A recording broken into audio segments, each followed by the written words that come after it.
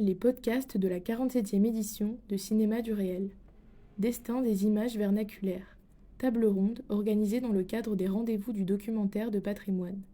Avec Francesca Bozano de la Cinémathèque de Toulouse, Boyina Panayotova, cinéaste, Sébastien Ronceret, programmateur, et Olivier Sarrazin, réalisateur, membre d'Archipop.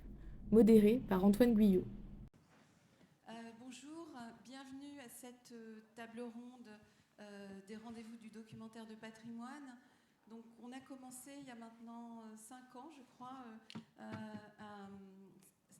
quelque chose à ces rendez-vous qui, au départ, était donc une journée qui se compose en 2 temps, un temps de réflexion, de partage d'expériences, donc la table ronde, et un temps où l'après-midi on propose une sélection de projets de films documentaires en cours de restauration. En fait, on avait décidé de faire ces rendez-vous du cinéma de documentaire de patrimoine à un moment où il y avait le marché du film classique, vous le connaissez, donc au moment du Festival Lumière à Lyon, et on se disait que quand même le documentaire avait aussi sa part de patrimoine et qu'il fallait peut-être aussi en parler, le mettre en valeur et donner envie à des gens qui montrent des films de le montrer. Cette année, les rendez-vous ont beaucoup grandi, puisque hier, nous avons eu toute une journée autour d'un cinéma cubain restauré, une journée qu'on a fait grâce à des longues discussions à la fois avec le festival de Pamplune Punto de Vista, mais aussi la Filmothèque de Catalogne et l'école de San Sebastián Cinescola. Et puis, samedi dernier, on a aussi commencé le festival en invitant la Cinémathèque idéale des banlieues du monde à proposer un rendez-vous avec Rachid Jaidani, qui, peut-être vous le savez, filme son journal depuis l'âge de 14 ans et qui nous a montré comme ça 40 minutes de ce journal, avec ensuite une discussion avec lui et Lina Soualem. Voilà, petit à petit, finalement, alors que je clame depuis que je suis arrivée à Cinéma du Réel, que Cinéma du Réel est un festival de cinéma contemporain, petit à petit, le cinéma dans son histoire revient et revient, mais je pense dans un rapport extrêmement contemporain à son utilisation. Je voudrais remercier Antoine Guyot qui, depuis maintenant 5 ans, anime cette table ronde. C'est un grand plaisir de le retrouver chaque année. Et cette année, donc, nous avons choisi de nous intéresser aux images vernaculaires, ces images amateurs, ces images qui rendent compte du quotidien. Évidemment, depuis très très longtemps, je pense que depuis les origines du cinéma, il y a des gens qui ont filmé leur vie quotidienne. D'abord en film, et puis on en parlait tout à l'heure, c'est quelque chose qui devient exponentiel avec le numérique et le téléphone portable, et j'imagine que vous allez finir par arriver jusque-là dans cette discussion. Je vais laisser Antoine présenter nos invités, et je vous souhaite une bonne matinée de travail. Merci Catherine. Effectivement, depuis le début du cinéma, puisque les premiers films Lumière, ils ont filmé leurs ouvriers, le déjeuner de bébé et divers sports nautiques. Donc, c'est très, très lié à l'histoire du cinéma. Alors, comme nous sommes dans un théâtre, on va commencer à Jardin. Et pour vous présenter Boyina Panayotova, qui est réalisatrice. Vous avez sans doute vu Je vois rouge en 2017. Il y avait aussi L'immeuble des Braves et autres, des films où elle retournait dans sa Bulgarie natale, essayer de comprendre 2-3 choses. Elle travaille actuellement sur un nouveau film elle est passée à l'Ouest ce coup-ci, puisqu'elle elle travaille toujours à partir d'images d'archives et d'images amateurs. Vous utilisez, je crois, le même fond que celui que qu'Arnaud Despalières a utilisé pour Poussière d'Amérique et Journal d'Amérique. C'est le fond Prelinger. Et c'est un film qui s'appellera, sauf si vous changez de titre d'ici là, ça a changé, non, I Can Dance in Your Revolution, qui revisite le Women's Pentagon Action. Vous nous direz tout à l'heure ce que c'est. En tout cas, c'est, je crois, un moment assez décisif dans l'histoire du féminisme, de l'écoféminisme aux États-Unis. Dans les années 80, ça vous a valu d'être invité en résidence à la Villa Albertine en 2022 dans un programme qui s'appelle Tan in America, et en l'occurrence, vous étiez allé à Washington. Vous nous direz comment était la Villa Albertine à Washington. À votre gauche, Francesca Bozzano, qui est directrice des collections de la Cinémathèque de Toulouse, et vous coordonnez un programme qui s'appelle Mémoire filmique, qui se partage dans un vaste territoire culturel et géographique qu'on qualifierait d'occitano-catalan, puisque ça se passe entre Toulouse, l'Institut Jean Vigo de Perpignan et la Filmothèque de Catalogne, qui est, comme chacun le sait, à Barcelone. À côté de vous, Olivier Sarrazin, vous êtes cinéaste et artiste, vous êtes administrateur de la plateforme Archipop, qui travaille à la conservation, à la valorisation des films amateurs dans les Hauts-de-France. On a un peu toute la France qui est représentée aujourd'hui du sud au nord. Vous participez notamment à la production de films thématiques, qu'on verra tout à l'heure, qui sont rassemblés dans une collection qui s'appelle La séquence du filmeur, que vous avez peut-être vu au moins sur France 3, enfin pardon, ici, Hauts-de-France, mais certainement sur TV5 Monde, et on peut les trouver aussi sur YouTube. Et puis enfin, Sébastien Ronceret, vous êtes programmateur, vous êtes auteur, vous êtes cofondateur de l'association Braquage, qui diffuse des films expérimentaux et qui a lancé, vous avez lancé au sein d'une autre association, l'Inversible, je crois, la version française d'un événement mondial qui s'appelle le Home Movie Day, qui existe depuis 2002, je crois, et qui existe en tout cas depuis 2002 aux États-Unis et en France depuis 2010. Alors, on va voir beaucoup d'images et on s'en réjouit tout de suite. C'est moi qui vais les lancer si j'y arrive depuis ce petit ordinateur.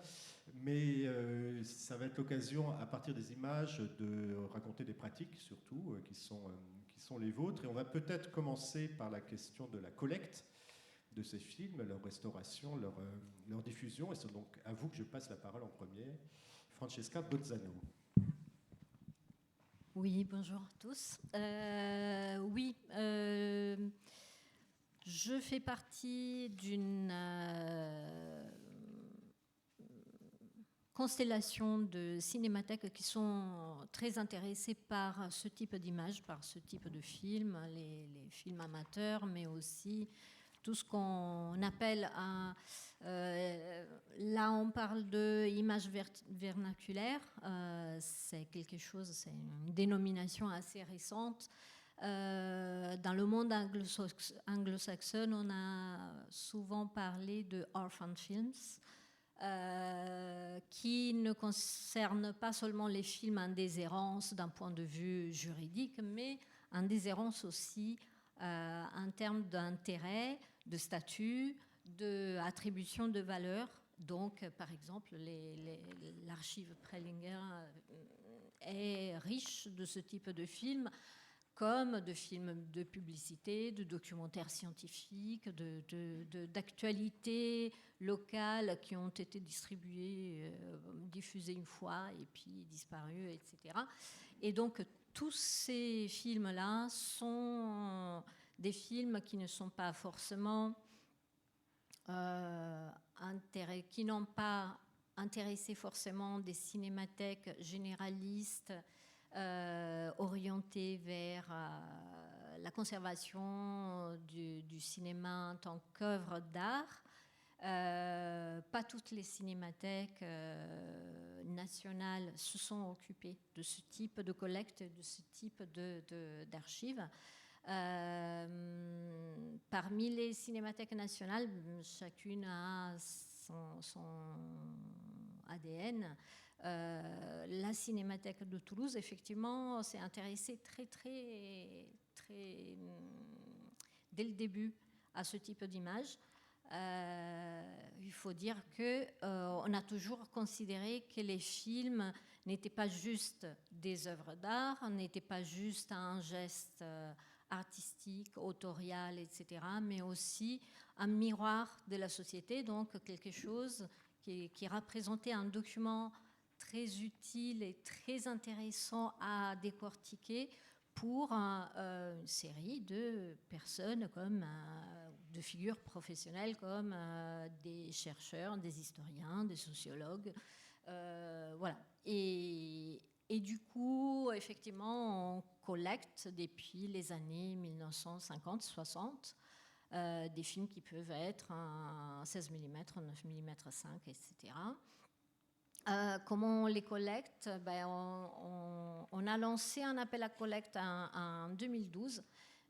Avant, c'était vraiment une collecte absolument hasardeuse, rhapsodique. C'était au fil des propositions de dépôt. Ce n'était pas quelque chose de systématique. En 2012, on a lancé cet appel à collecte et on a été littéralement envahi par ces propositions. On n'avait presque pas le temps de traiter les films parce qu'on était en continu au téléphone à expliquer, à signer des contrats de dépôt, etc. Voilà, c'est un peu ce qui s'est passé. Donc, du coup, on a levé le pied, mais on a continué de recevoir des films. Et ce que je veux dire est aussi que on collecte, mais après, c'est pas pour juste les mettre sur des étagères et les laisser, sommeiller dans nos archives.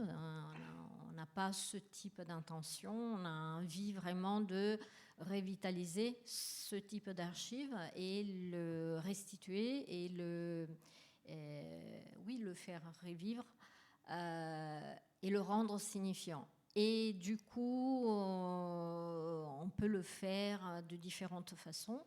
Donc on est dans un réseau parce qu'on n'est absolument pas la seule cinémathèque qui s'occupe de ça. Il y a un réseau en France, mais en Europe, très large qui gravite autour. Il y a l'association Inédit, au pluriel, qui est une association géniale parce que vraiment elle regroupe énormément d'archives qui se retrouvent chaque année avec des rencontres. Et vous m'interrompez si je suis trop bavarde. Pour l'instant, je suis suspendue à vos lèvres. Et donc, il y a des échanges d'informations, de pratiques, de réflexions sur les pratiques, sur comment on aborde certaines questions techniques ou certaines pratiques, problèmes de conservation, de valorisation, etc. Et Inédit a généré une plateforme qui est la plateforme Amorce.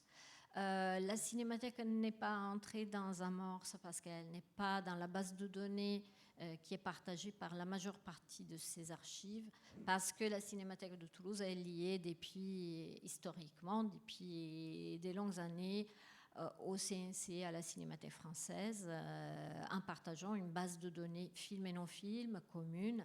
Donc voilà, on n'a pas pu rentrer aussi dans une deuxième base de données, faire doublon.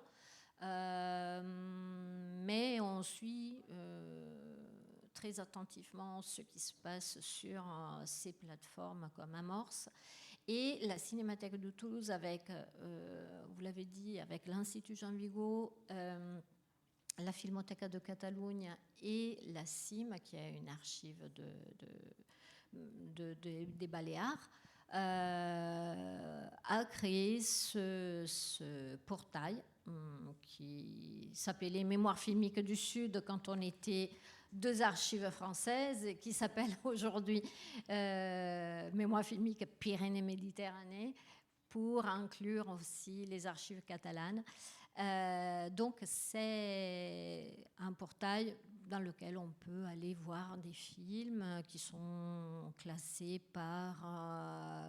y a des filtres qu'on peut appliquer avec des mots-clés ou avec des thématiques, des zones géographiques ou une chronologie. Et c'est une plateforme qui essaie de montrer le plus possible de films qui se passent dans la région, mais on a voulu dès le début sortir un peu de ces frontières pour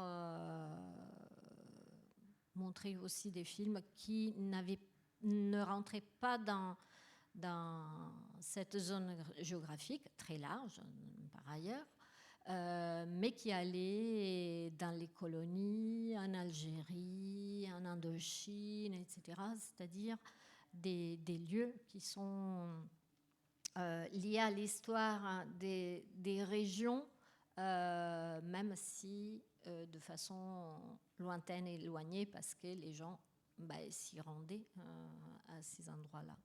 Donc voilà, et je ne sais pas si j'ai répondu partiellement. Non, en tout cas, vous racontez ce que vous faites, mais vous faites aussi donc des résidences d'artistes en lien avec ces archives. Oui, parce que le problème, quand je parle de réactiver ces archives, ça veut dire les mettre à disposition du public. Donc, ça peut se faire grâce à la demande qui arrive naturellement des maisons de production qui veulent utiliser tel ou tel film amateur dans leur documentaire. Ça peut se faire grâce à des actions de valorisation. On a parlé, par exemple, des ciné-concerts. C'est une pratique qu'on a régulièrement. On fait des scènes ouvertes, on montre des films amateurs, des montages ou thématiques. Pas des montages, on ne monte pas les films, on les laisse tels quels, mais on montre ou des extraits ou des parties. Accompagnés par des musiciens.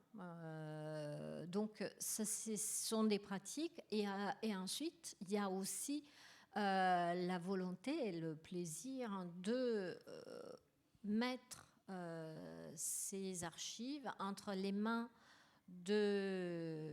d'artistes qui peuvent être des réalisateurs, des plasticiens, plasticiennes ou autres, qui s'emparent de l'archive, qui jettent un regard interprétatif, mais aussi, si vous voulez, ça peut être dans le sens du détournement, de la possession, ça peut être aussi une action assez violente, hein, si on veut, parce que le détournement n'est pas toujours respectueux.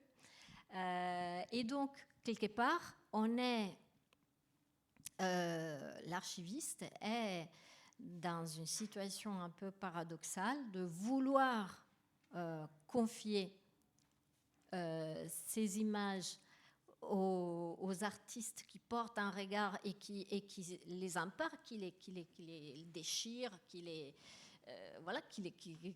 griffent, etc.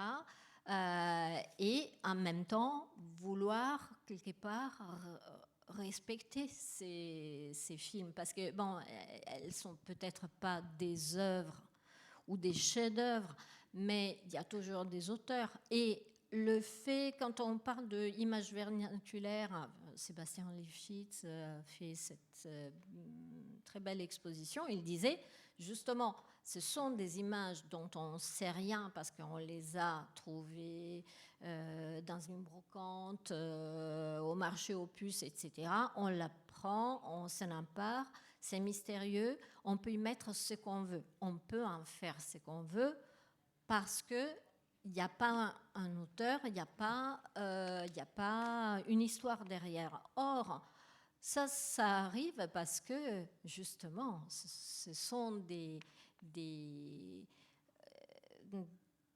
morceaux éparpillés qui sont... Et dans les archives, ça arrive un peu la même chose parce que quand on a commencé à recueillir des films amateurs dans les années 50, on ne marquait pas, on ne consignait pas l'histoire du réalisateur ou de l'amateur.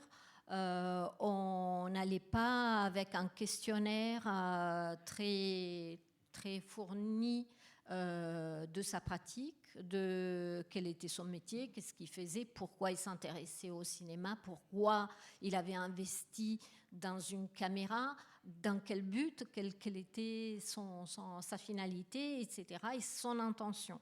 Donc ça, manqué. C'est assez récent le fait que les cinémathèques sont posé ces questions et ils ont commencé à créer des outils pour répondre à ces questions. Et on sait très bien qu'aujourd'hui, on peut avoir un long questionnaire aux déposants, on peut les solliciter avec plein de questions, mais on sait que demain, on aura d'autres questions qu'on n'avait pas aujourd'hui. Et ça, je le dis parce qu'il y a quelques années, on ne demandait pas, par exemple, oui, c'était votre grand-père ou votre père qui filmait, ok ? Mais on le voit à l'image. C'est qui tenait la caméra ?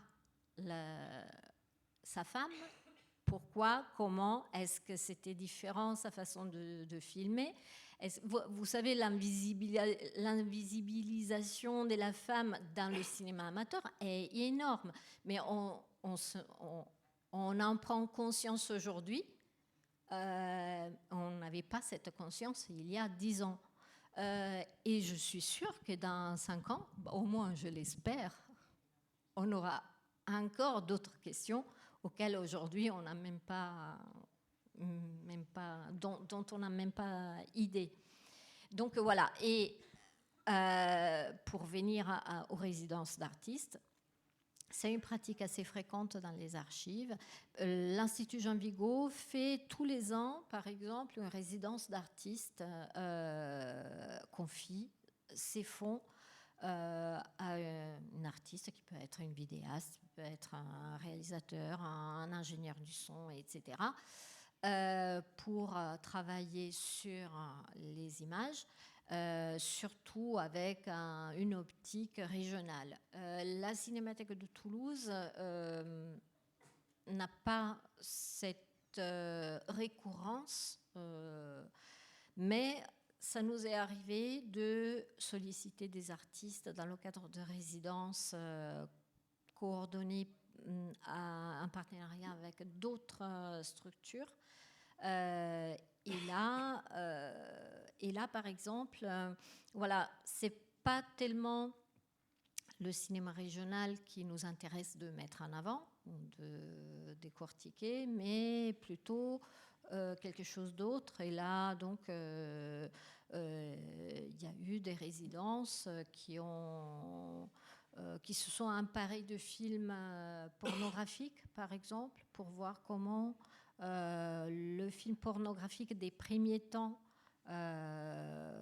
avait beaucoup en commun avec le cinéma amateur, regard caméra, manque de professionnalisme dans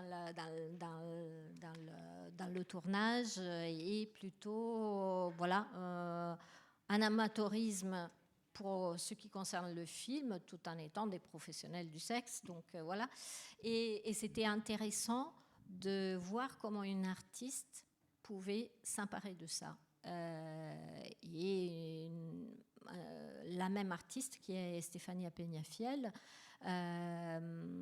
a aussi investi des images des années 1910, tournées par quelqu'un qui faisait des projections et qui faisait des actualités locales. Lui aussi, est-ce que c'était de l'amateur ou pas de l'amateur? En tout cas, ce n'était pas un professionnel, un ciné-opérateur officiel. Il était amateur dans le sens qu'il posait sa caméra comme un amateur dans un village pour filmer les gens, pour que les gens puissent se revoir. Et donc, les gens ont ce rapport à la caméra qui est un rapport de proximité avec le filmeur. Ce n'était pas l'opérateur lumière qui débarquait au Japon et en filmant les passants. C'était vraiment quelqu'un qui faisait partie de la communauté et qui filmait avec un regard de proximité. On regarde quelques images alors. C'est un film donc, qui s'appelle Le Gorgo. Gorgo est le film sur qui s'empare des films pornographiques. Ah bah on va regarder ça. Et a un Vous visage, avez- voilà, vous et a un avez visage teasé dans ça, la foule. On va regarder ça tout de suite. On arrive à la création d'un bestiaire. Vous voulez qu'on regarde tout de suite le visage dans la foule? Si vous voulez, oui. Là, on est sur une autre démarche parce que Estefania Peñafiel cherchait à parler des figurants de l'histoire, ceux qui sont photographiés dans les journaux mais auxquels on ne fait pas attention, qui sont vraiment la toile de fond et qui sont un peu effacés, ils sont aux marges du cadre. Et donc, elle est allée chercher dans ces films d'actualité locale une sortie des usines à la lumière.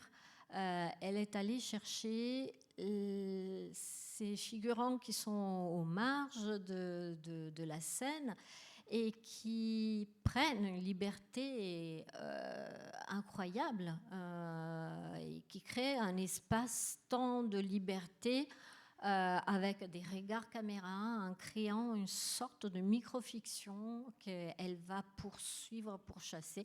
Et puis elle a fait 3 écrans, elle a séparé, voilà, et tout ça rentré dans un dispositif d'écran qui, voilà.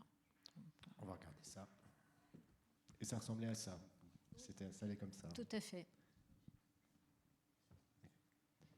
Et vous avez d'autres artistes encore, j'imagine, qui se sont emparés de vos images? Alors, on a d'autres artistes qui sont confrontés avec nos images. Ils ont fait souvent des productions un peu plus classiques. Là, je voulais vous montrer des choses un peu plus originales, surtout des films de montage qui sont aussi très, très, très intéressants, mais un peu plus similaire à celui de l'Institut Jean Vigo. Donc, je voulais un peu sortir de là. Mais par exemple, on a, puisque la Cinémathèque de Toulouse conserve des films, elle conserve aussi énormément d'autres types de documents qui concernent le cinéma, mais affiches, photos, dossiers, pressbook, etc. On a par exemple eu une photographe qui est venue en résidence, qui a interrogé, elle voulait interroger le film, et puis elle est partie plutôt sur des revues anciennes, parce qu'elle travaillait sur l'image féminine dans le cinéma hollywoodien et dans le cinéma populaire. Et elle a trouvé énormément de sources là-dedans, en travaillant vraiment sur la photogénie et sur la figure de la femme, et comment on la maquille, comment on la présente, etc. Donc voilà, on a des interventions d'artistes qui ne se limitent pas seulement au film. Donc le film qu'on va voir maintenant, l'extrait s'appelle? Alors l'extrait qu'on a là, c'est le film de Claire Lédru, donc Félicitade, c'est ça? Ça, c'est le film de l'Institut Jean Vigo, que l'Institut Jean Vigo vous propose. C'est un extrait. Donc, un film qui travaille sur leur fond et qui met en relation un vieux et un enfant de 7 ans. J'ai une très belle phrase qu'ils m'ont envoyée. Donc, Claire Lédru a choisi de travailler sur la mémoire d'un village, en croisant les questionnements d'une enfant de 7 ans qui vit dans un petit village de montagne et la parole d'un vieil homme retraçant ses souvenirs d'enfance dans ce même village. Et leur récit accompagne des images d'archives d'une époque passée, quand la vie s'articulait autour de la beauté des savoir-faire et de leur transmission. Voilà. Merci Francesca. On va aller un peu plus au nord.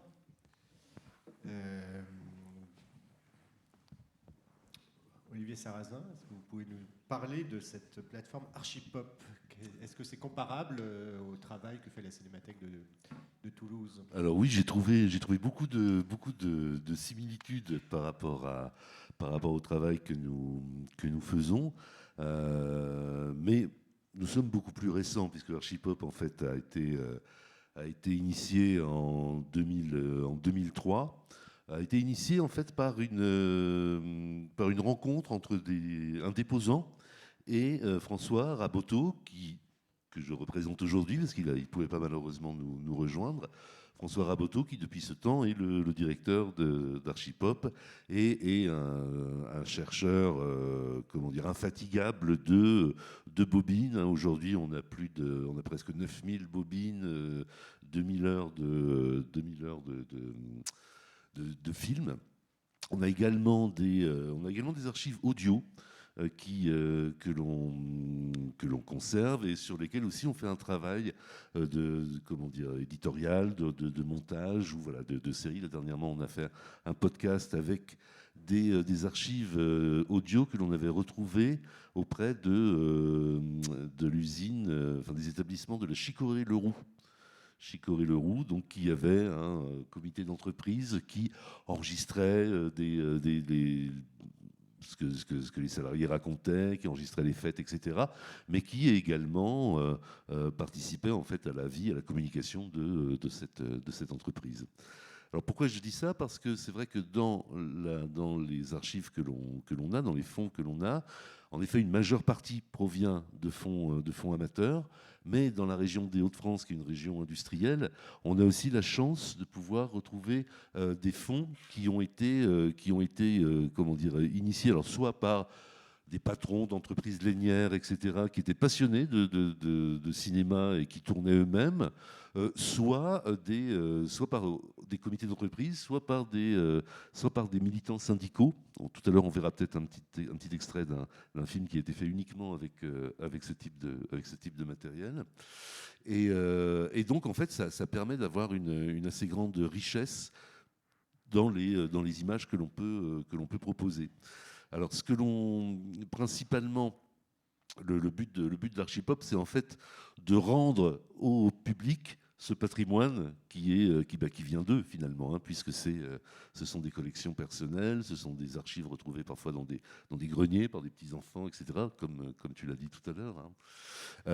Et donc l'idée, c'est vraiment de se servir de ces images, non pas pour les garder sur une étagère, mais pour constamment les montrer, alors soit les remonter, soit ne pas les remonter, les diffuser d'une manière brute, soit au travers de ciné-concerts, comme Francesca le disait tout à l'heure, et soit encore de créer, à partir de ces images, des programmes destinés vraiment au grand public, comme vous en parliez tout à l'heure, le programme, en effet, la séquence du filmeur, dont le but était, en effet, d'être diffusé sur des chaînes de télévision, de manière à ce qu'il y ait une plus large fourchette de spectateurs que ce que l'on pourrait avoir dans les gens qui regardent notre site, etc. etc. Hein, je pourrais dire encore que sur le site, justement, toutes les images sont à disposition. Bon, bien sûr, dans une résolution qui est petite résolution. Mais donc, ça aussi, ça fait partie de notre envie, en effet, de tout le temps pouvoir donner accès à ces images et pour l'ensemble d'un public, alors qu'il soit professionnel. On a aussi des demandes, bien sûr, de réalisateurs. Moi-même, parfois, j'utilise en effet le fond et avec la production, on rétribue Archipop, mais aussi sur d'autres utilisations avec des artistes, avec des collectivités, avec des compagnies théâtrales, etc. etc. Alors, on va voir quelques séquences du filmeur, justement. Si vous voulez. Vous nous avez apporté, on se réjouit de les voir. Alors, le premier, c'est le filmeur de marque. Le filmeur de marque. Alors, le filmeur de marque, vous allez le découvrir. En fait, pour vous donner quand même quelques clés par rapport à cette série, l'idée, c'était en effet de proposer un format très court, c'est-à-dire que c'est 2 minutes à chaque fois. C'était un format qui était quotidien et donc qui était diffusé sur les antennes de à la fois France 3 Hauts-de-France et France 3 Grand Est. Et ensuite, ça a été diffusé sur TV5 Monde. Et en fait, le principe de la série était le suivant, c'était se servir en effet d'une collection, c'est-à-dire qu'on ne fait pas un mélange de différentes collections, mais on prenait dans une collection, on tentait de décrypter, de se demander pourquoi et comment le filmeur avait filmé cette scène, et à partir de là, en fait, c'est les images qui infusent l'histoire. Et l'idée était quand même d'en faire quelque chose de plutôt ludique et de plutôt, voire parfois un petit peu pédagogique sur pourquoi on filme comme ci ou comme ça. Donc voilà. Et c'est donc le comédien François Morel qui nous a prêté sa voix pour le commentaire qui est sur chacune de ces petites pastilles. Alors, on va regarder ça. Ça, vous avez enquêté sur ce film. C'était les établissements Soneclair qui l'avaient. Alors, oui, alors c'est ce qui était étonnant quand on a découvert en fait la bobine, c'est qu'en fait c'est une course cycliste, hein, c'est le Grand Prix de Fourmies, etc. Mais les 3/4, et vraiment les 3/4 des images, en fait montrent des camions Soneclair, des radios Soneclair, etc. Donc en effet, Soneclair était le sponsor de la course et avait demandé au caméraman du coin, enfin aux gars qui vendaient des photographes du coin, de faire quelques images. Et donc il s'était acquitté avec enfin, en y mettant tout son cœur pour en effet montrer le plus possible cette marque. D'où voilà l'idée en effet de raconter cette histoire. Alors dans toute cette série, la séquence du filmeur, vous l'avez compris, le ton du comédien, enfin le ton de François Morel, mais également le texte qui est écrit, nous ramène un petit peu dans ces commentaires des années 70, 50-70, puisqu'en fait l'idée c'est un petit peu de décrypter les 30 glorieuses, hein, c'est comment dire, la phase temporelle dans laquelle on a travaillé, et aussi de les mettre en rapport. Là, c'était pas évident par rapport à celui-ci, mais il y a certains numéros qui nous parlent d'écologie, qui nous parlent de la condition féminine à l'époque, qui nous parlent de plein de choses et qui en fait sont en relation, en ping-pong un petit peu avec des choses que l'on peut vivre aujourd'hui. Donc ça aussi, c'était une envie de faire en sorte que ces archives, que ces films amateurs inédits et qui restaient dans un placard, puissent servir à interroger aussi notre époque. D'accord, alors on va voir le suivant, le dernier été. Alors le dernier été, vous allez voir que le ton est totalement différent. Et là, en fait, ce qui a comment dire, déclenché l'envie de raconter l'histoire telle qu'elle est racontée, c'est la date. C'est la date où ont été tournées ces images.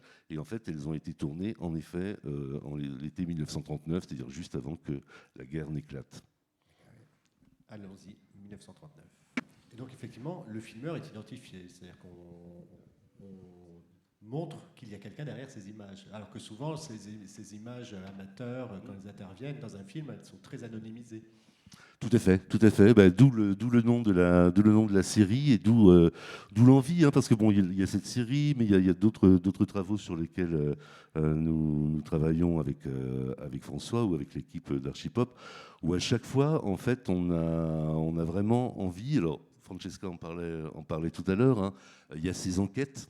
Dès qu'il y a une rencontre avec le déposant, on essaie d'aller le plus loin possible pour en effet savoir dans quelles conditions les images ont été faites. Dernièrement, on a projeté comme ça les images de quelqu'un qui était décédé depuis un certain temps, mais ses enfants étaient là, ses 2 filles étaient là, et en fait on a proposé une analyse un petit peu filmique de ce que l'on voyait, parce que de fait, ce filmeur avait vraiment visiblement des intentions, etc. Et ça a déclenché une conversation comme ça dans une petite salle avec ses propres enfants, qui d'un seul coup, en effet, on dit mais c'est vrai, il pensait ceci, il disait cela, etc., etc. Donc c'est sur ces images qui dataient des années 60, d'un seul coup, la vie reprenait et c'était l'occasion, voilà, de reprendre presque un dialogue avec la personne qui avait filmé. Donc pour nous, c'est vraiment important. Pour certains, filmeurs sont encore en vie. Et par exemple, pendant qu'on a réalisé avec Corinne Zongovable cette série, il nous est arrivé d'en appeler quelques-uns pour dire mais bon, alors pourquoi vous avez fait ça, ou qu'est-ce que ça voulait dire exactement, parce qu'on était un petit peu paumés, on avait besoin d'avoir des réponses. Et c'était c'était très drôle, et c'était pas très drôle, c'était très touchant, quoi, en effet, de pouvoir se parler, et en effet que bon, bah, finalement ces filmeurs découvrent ensuite comment on s'était emparé de leurs images. Il n'y a eu aucun problème, enfin c'était au contraire, ils étaient très, très contents de cela, quoi. Petite question de production, est-ce que la question des ayants droit se pose, puisque le filmeur est identifié quand vous diffusez ça à la télévision? Est-ce qu'ils sont déclarés comme auteurs? Est-ce qu'il y a rémunération?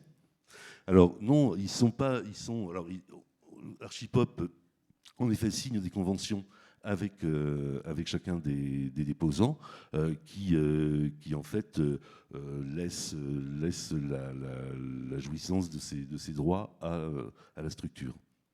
Voilà, donc il n'y a pas de...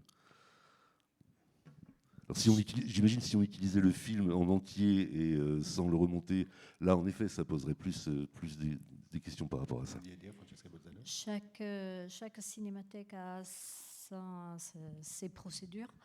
Effectivement, dans le réseau des archives qui traitent du cinéma amateur, c'est la règle, disons, la modalité la plus répandue de contractualiser les ayants droit, qui ne sont pas toujours, par ailleurs, les déposants, parce que parfois ça diffère. Ou parfois on a un déposant et 5 ayants droit qui ne sont pas d'accord entre eux. Mais en tout cas, voilà, ça c'est la pratique la plus courante. De faire signer des cessions de droits exclusives ou non exclusives, mais qui permettent à l'archive de aussi commercialiser ces images, c'est-à-dire se faire rétribuer par des maisons de production, la télé, etc. Tandis que, quand je dis que ce n'est pas toujours le cas, la Cinémathèque de Toulouse a fait un choix différent, par exemple. Donc nous, on demande une cession de droit pour une mise en ligne non commerciale, non exclusive, pour la mise en ligne sur notre site d'extrait, si on le considère intéressant. Et puis, à chaque fois qu'on est sollicité, on renvoie sur l'ayant droit pour les négociations. Et en tout cas, on informe et on demande toujours l'autorisation. Par exemple, s'il y a un artiste qui veut travailler sur un fond, ben on le signale et on le demande aux ayants droit. Et normalement, ils sont très ouverts. Mais il peut y avoir des cas dans lesquels, par exemple,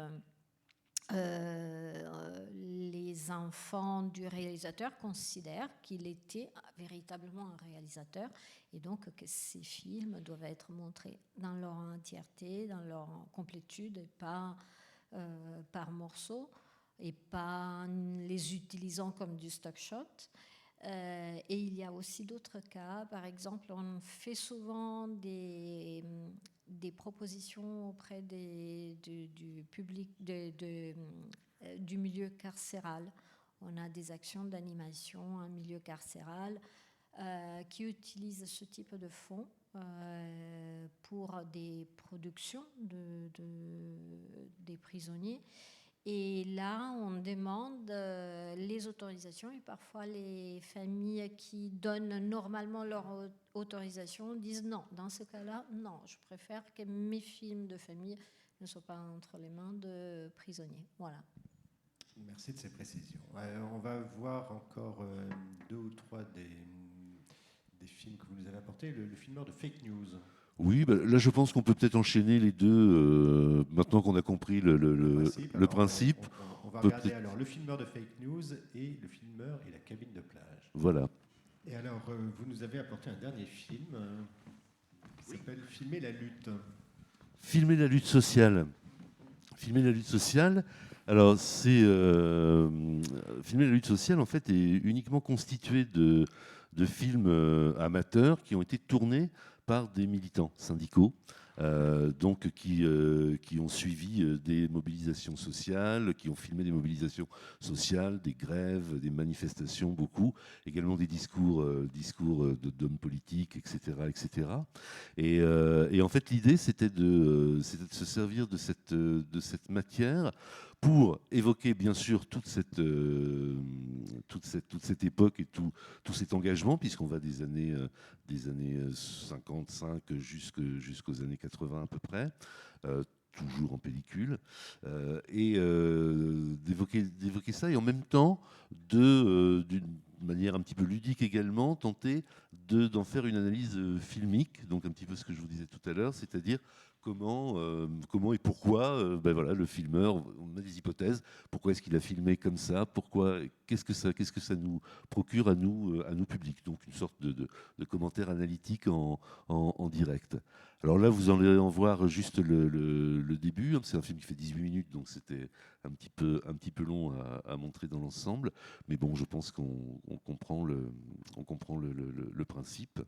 Et puis un petit peu comme dans le filmeur, alors là on utilise en effet plusieurs collections, puisqu'on avance dans le temps, mais chaque séquence est vraiment, comme pour le filmeur, hein, le dernier épisode qu'on a vu là sur la cabine de plage, ce sont uniquement des images de ce fameux Raymond Joussin, qui en effet était passionné par sa cabine de plage et avait passé sa vie à filmer en noir et blanc, en couleur, ses vacances à Cailloux-sur-Mer, quoi. Voilà. Comme quoi la politique des auteurs s'applique aussi au cinéma vernaculaire. Absolument. Alors on y va pour la lutte. Alors oui, si on veut voir la suite, parce que là on reste un petit peu en attente. Alors je crois qu'il est disponible sur notre site. Faudrait que je vérifie ça. Mais sur le site Archipop, on peut avoir la suite. On peut le voir en entier. C'est un peu du cinéma. Enfin, ça fait aussi éducation populaire ce que vous faites. C'est-à-dire que vous donnez aux spectateurs oui. des notions de plans, de tout ça, en se disant ils pourront les utiliser pour la suite, non ? Tout à fait. Mais c'était bon, voilà. Alors, en effet, il y a vraiment deux buts, comme je disais tout à l'heure. Hein. D'une part, c'est de retrouver cette époque, de retrouver, alors on le comprend un petit peu plus par la suite, retrouver cette époque, cette émotion, ce collectif qui existe encore, mais bon, qui a présidé à quand même pas mal de combats sociaux dans les années 60, 70, etc. Et en effet, d'avoir en contrepoint cette analyse qui vient avec cette voix qui est qui survole un petit peu tout ça, quoi. Mais en effet, ça peut être. Il m'est arrivé de montrer ce film à des étudiants en cinéma, voilà, pour dire bon ben voilà ce que je vous propose, qu'est-ce que vous en pensez. Et en effet, ça permet d'avoir peut-être d'appréhender quelques rapports de plan, etc. Merci beaucoup, Sébastien Ronceret. On va passer à vous. Maintenant, je le rappelle, vous êtes cofondateur de l'association Braquage qui fait du cinéma expérimental. Alors la frontière cinéma expérimental. Cinéma vernaculaire.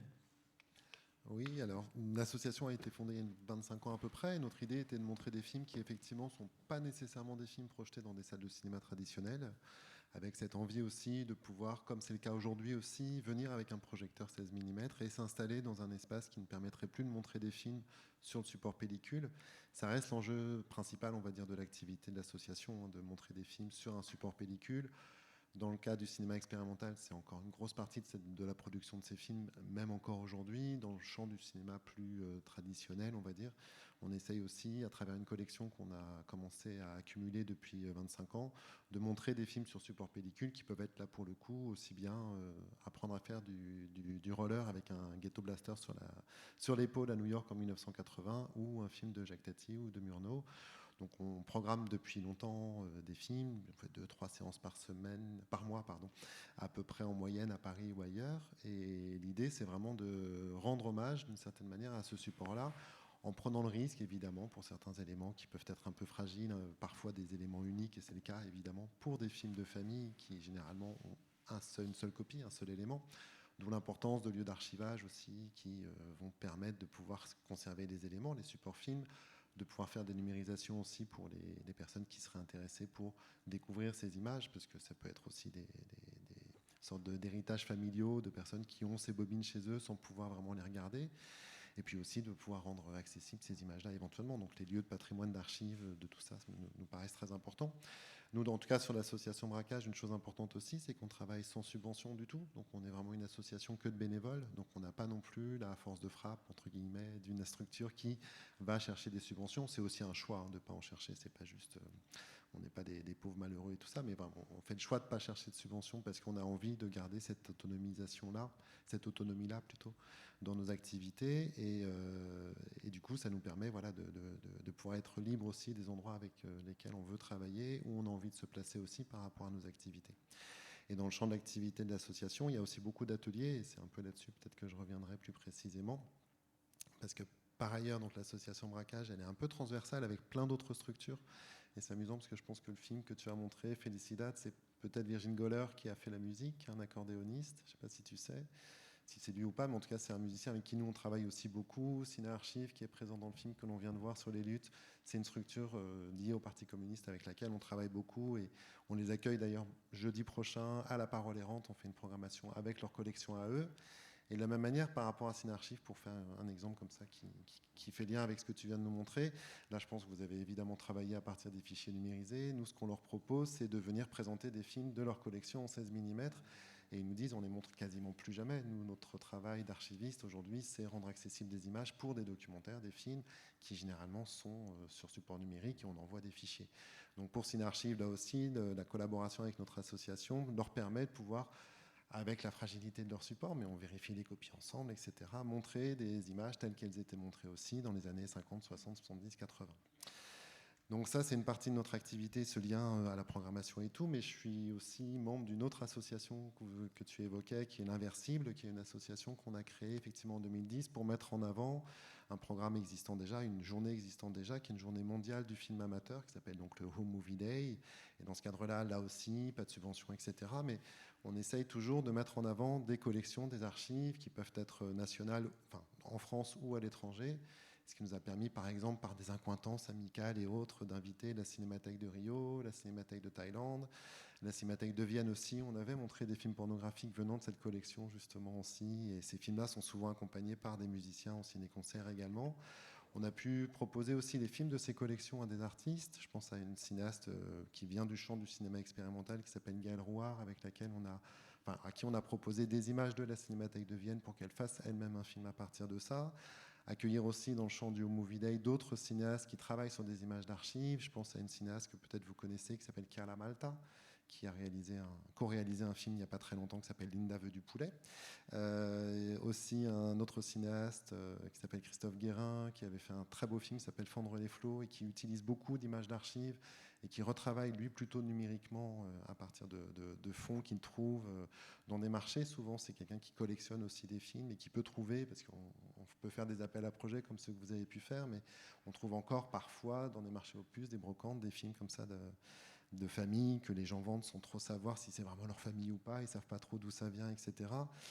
Et il y a d'ailleurs un cinéaste aussi avec qui on aime beaucoup travailler qui s'appelle Vincent Deville, qui a une pratique très singulière par rapport à ces films-là, ces films de famille. C'est quelqu'un qui lui-même tourne en Super 8, enfin un petit peu moins aujourd'hui, mais jusqu'aux années 2020, il tournait des films de vacances en Super 8.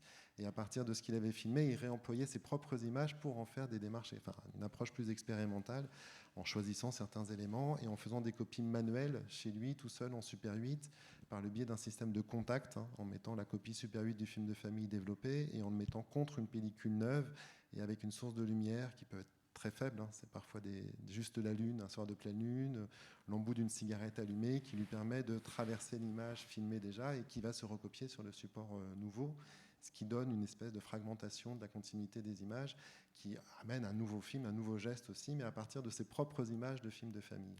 Donc voilà, c'est des personnes comme ça avec qui on aime bien travailler, rencontrer, croiser, etc. Et dans le champ du Movie Day et aussi le braquage, donc je disais qu'on a une collection pour les films de famille.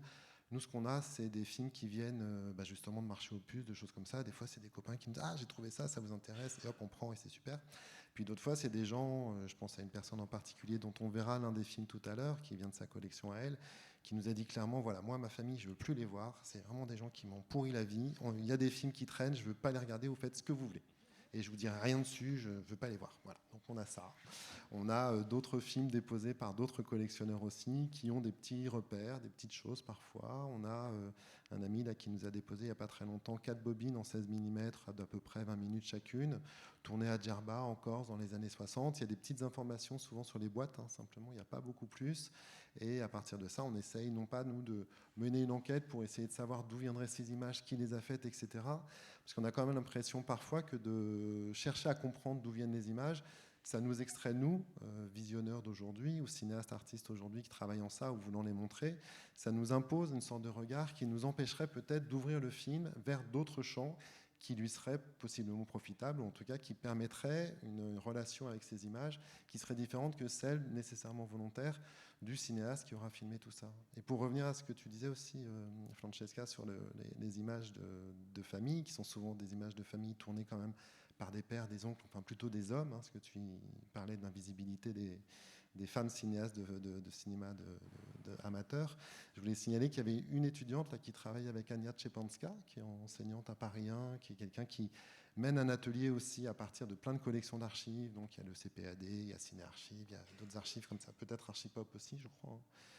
Voilà, qui est une étudiante, donc qui est une enseignante, pardon, qui propose à ses étudiants et étudiantes de travailler sur un thème à partir de films de famille.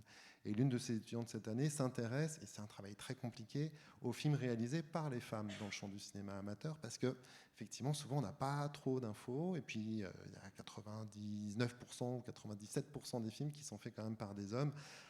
Sûrement parce qu'il y a cet aspect très technique qui ne correspondrait qu'à la masculinité. Il y a aussi un regard particulier sur la société, sur les corps aussi, qui est donné par ces films de famille, par ces moments aussi choisis d'être filmés. Ça reste des moments souvent qui sont des moments de joie, de fête, de partage, à l'exception peut-être, même si ça peut être aussi ces moments-là, mais dans le champ du cinéma militant, c'est encore un peu autrement. Mais dans le cadre du film de famille, on filme rarement un enterrement. Il y a une étudiante qui travaille sur ça. Des films de famille avec des enterrements, elle galère un peu, en fait. Elle cherche dans plein d'archives différentes. Il n'y a pas grand-chose sur les enterrements, si ce n'est justement des films un peu militants, d'activistes, etc., ou de figures importantes, mais l'enterrement du grand-père, il y a peu de films de famille là-dessus. Donc il y a tout un champ à la fois dans ce trait quotidien, on va dire, qui pourrait être ce que représenteraient ces films de famille, et tout un champ de la vie quotidienne qui est assez absent en fait des films de famille. Et c'est aussi dans ces endroits-là que nous, on essaye d'aller, en tout cas de penser aussi que le cinéma d'archives, le cinéma de famille, les home movies, etc., c'est un endroit aussi où la société s'est racontée, mais avec un point de vue tellement spécifique qu'il est, à notre sens, important qu'il y ait un autre regard qui se porte sur ces images-là. Donc ça peut entraîner justement des programmations de films, parfois dans lesquelles il peut y avoir un documentaire classique, un film d'animation, un film expérimental et un film de famille au milieu, parce que aussi on a l'impression quand même que penser des programmations, et en particulier ce que nous on fait beaucoup avec l'association Braquage, des programmations mêlant des courts-métrages, c'est aussi une proposition de montage. C'est penser des films qui vont les uns avec les autres et qui, dans cette articulation qu'une personne ou deux ont proposé ou envie de soumettre à des spectatrices, spectateurs, il y a cette idée que quelque chose peut sortir de l'agencement de ces films-là. Voilà, donc penser une forme de montage aussi à partir des œuvres qu'on veut présenter ensemble. Donc voilà, en gros, pour présenter rapidement toutes ces activités-là, et puis peut-être signaler aussi qu'il y a une autre association dans laquelle je me suis investi il n'y a pas très longtemps. Alors, Braquage est un peu collaboratrice là-dedans, vous comprenez que tout ça circule un petit peu dans tous les sens, mais c'est l'association Jocelyne Saab, qui est une association qui s'est constituée autour des archives de cette cinéaste franco-libanaise, à travers en particulier une archiviste, historienne, critique, qui s'appelle Mathilde Rouxel, et qui a pris en main l'œuvre de Jocelyne Saab, qui est décédée il y a une dizaine d'années, pour essayer de restaurer ses films.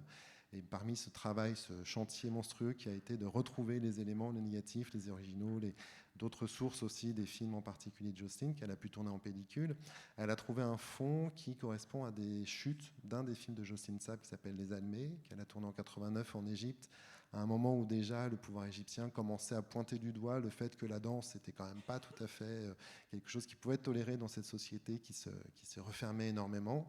Et Jocelyne Saab donc, a fait un film pour marquer au contraire l'importance culturelle de la danse. Ce film Les Almés, il en reste des chutes, des éléments vraiment dont Jocelyne Sam ne s'est pas servie, et on s'est mis d'accord avec Mathilde pour se dire que ces éléments-là pouvaient être réemployés dans le cadre d'ateliers. Et nous, c'est beaucoup sur ces pratiques-là aussi qu'on essaye de structurer notre activité par rapport aux collections de films et aux collections d'archives, c'est soumettre ces films lors d'ateliers et aussi à des plasticiens, des plasticiennes qui voudraient s'en emparer à certains endroits pour faire leurs propres films, mais en tout cas essayer de rendre compte des possibilités du médium film concrètement et aussi d'une relecture que l'on peut faire par un certain nombre d'interventions que l'on fait sur les films. Alors, je disais tout à l'heure à Francesca qu'il ne faut surtout pas qu'elle regarde les films qu'on fait en atelier, parce que les films sont détruits littéralement, il n'y a plus rien, voilà, c'est des films qui sont décollés, grattés, peints, scotchés, tout ce que vous voulez. Donc effectivement, l'élément d'origine n'existe plus du tout. Mais pour ces ateliers de pratique de détournement, justement de réemploi d'images, on utilise alors les archives de Jocelyne à certains endroits, des films documentaires, des films de famille, des choses qui appartiennent à la fois un peu aux archives déposées à l'Inversible et des éléments qu'on a pu emmagasiner aussi avec l'association Braquage. Tout ça en différents formats, il y a du 8, du Super 8, du 9.5, du 16, même de la diapositive pour certains des ateliers, on s'en sert aussi, etc. Et donc c'est un peu de cette pratique-là, d'une certaine manière, dont je voulais parler un petit peu avec vous, en gardant voilà, cette idée que la perspective de ces ateliers, pour nous, permet de questionner différemment le matériau support film. Peut-être qu'on peut rapidement dire que les activités qu'on produit sur le film, c'est des activités de grattage sur le support, qui du coup créent des sortes de cicatrices à l'intérieur du support et qui en même temps rendent compte de la matérialité réellement physique, des couches, des émulsions, de la transparence du support et différents éléments de cet ordre-là, et qui peut-être, et là je pense à un cinéaste qui nous a quittés il n'y a pas très longtemps, un cinéaste anglais qui s'appelle Malcolm LeGrice, qui était aussi un grand théoricien du cinéma d'avant-garde en particulier, qui évoquait que pour lui, ce qui était important, c'était de proposer aux spectatrices, aux spectateurs, de rendre visible la matérialité des supports. Et pour nous, c'est aussi une question par ailleurs qui se pose par rapport à des outils numériques, aux outils, voilà, d'autres types de pratiques de prise de vue, de monstration d'images qui sont tout aussi importantes, mais qui travaillent d'autres formes. Et c'est vrai que nous, travailler sur le support de la matière cinématographique directement, ça révèle aussi quelque chose de cette matérialité-là qui est spécifique et qui laisse apparaître des failles, des fentes, des griffures, pourquoi pas, quand on fait du grattage. L'autre pratique qu'on fait beaucoup sur le support, c'est du dessiner ou peindre sur la pellicule directement. Là, il y a peut-être un enjeu de déconstruction de la narration, c'est-à-dire pointer des choses par l'effet d'une apparition de la couleur un peu débordante, un peu étrange. Ça va montrer, pointer quelque chose qui peut-être questionne un peu différemment justement ce rapport de la continuité narrative. Et puis la dernière pratique qu'on emploie aussi pas mal maintenant en atelier, c'est une pratique liée au décollement d'images. C'est encore un truc que je vais essayer d'expliquer rapidement, mais le principe d'une pellicule, vous le savez sans doute, c'est un support plastique sur lequel des couches d'émulsion ont été placées pour pouvoir filmer ces images. Et nous, on emploie des images déjà filmées par d'autres cinéastes, et ces couches d'émulsion, on va les décoller du support pour les recoller sur un autre support film. Ça crée des images qui sont froissées, brouillées, instables, dont les effets d'apparition sont très très variés. On n'est plus dans une immédiateté comme ça de la lecture de l'image, mais dans quelque chose qui semble justement travaillant bien sûr la question du détournement, mais aussi de notre capacité à pouvoir restituer mentalement une image qui serait cadrée, fixée, parfaitement lisible, et qui devient un peu illisible, et qui du coup nous questionne aussi au moment de leur monstration, de leur projection, sur notre capacité à comprendre, à analyser, à recevoir les images. Donc ça, c'est le troisième geste, on va dire, le décollement qu'on pratique pas mal en atelier. Et du coup, on a amené quelques films. Alors peut-être avant de vous montrer ce qu'on fait un peu lors de ces ateliers, on a aussi amené, grâce à Lucie de l'association aussi, un projecteur 16 mm que vous voyez peut-être pas, mais qui est placé tout là-haut. Et dans ce projecteur, Lucie a chargé 4 films qu'on va regarder ensemble, qui sont des films issus plutôt des collections de films de famille. On trouvait ça important et intéressant aussi de vous proposer de voir en support 16 mm donc des films. Alors, il y a la fragilité de ce support. Normalement, les copies sont plutôt en bon état. J'espère que ça ira. Il y aura peut-être des petites sautes, des choses comme ça. Pour faire vite, vous présenter ces 4 films-là, il y a un film qui date sans doute de 1947-1948, parce que c'est dans une boîte où il y a marqué 47-48 et pas d'étiquetage plus précis sur ce film en particulier. On voit des jeux d'enfants filmés en noir et blanc. C'est une copie 16 mm, donc le 16 mm, c'est quand même un support assez onéreux, qui a toujours été assez onéreux aujourd'hui encore, par rapport par exemple au support Super 8 ou 9.5 qui était un peu plus accessible financièrement. Ça veut aussi dire que les copies en 16 mm qu'on peut avoir de films de famille sont sûrement des gens qui soit avaient un grand intérêt pour le cinéma, s'intéressaient vraiment au tournage, pensaient les plans, etc. Et plus généralement étaient des familles qui avaient suffisamment d'argent pour pouvoir s'offrir une caméra et de la pellicule 16 mm. Donc là, ce serait un programme qui est en 16. Donc premier film jeu d'enfant des années 47-48. Vous verrez qu'il y a un petit moment d'accélération aussi de la prise de vue, ce qui veut dire que le cinéaste amateur qui a filmé tout ça avait aussi un peu de connaissances techniques de la rapidité, de la vitesse du défilement des images. Le deuxième film, alors celui-ci dure à peu près 2 minutes. Le deuxième film, c'est une maison, des façades, la campagne, etc. Mais je voulais vous le montrer parce qu'il y a un effet cinématographique assez particulier, un effet de filage qui déjà dénature un peu le mode de représentation du film, là tout à fait accidentellement. Je pense que le cinéaste n'a jamais eu envie que les images se défilent de cette manière-là, mais ça crée un effet plastique, de luminosité, de perception aussi des motifs assez singuliers. Un troisième film assez court de 2 minutes aussi. Alors là, on connaît l'origine, c'est cette fameuse amie qui a dit « Moi, je ne veux plus voir les films de ma famille ». Donc voilà.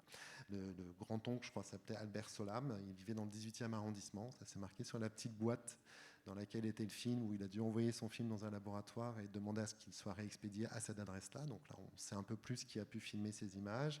C'est aussi un film en noir et blanc où un couple se met en scène. Alors c'est aussi d'autres pratiques du cinéma amateur ou du cinéma de familial ou de maison, on va dire, de home movies. C'est aussi des gens qui se mettent en scène là dans des situations assez singulières. Alors c'est pas du film pornographique, mais il y a quelque chose d'assez beau, d'assez miraculeux, on va dire, dans cette rencontre-là, dans cette manière de se filmer.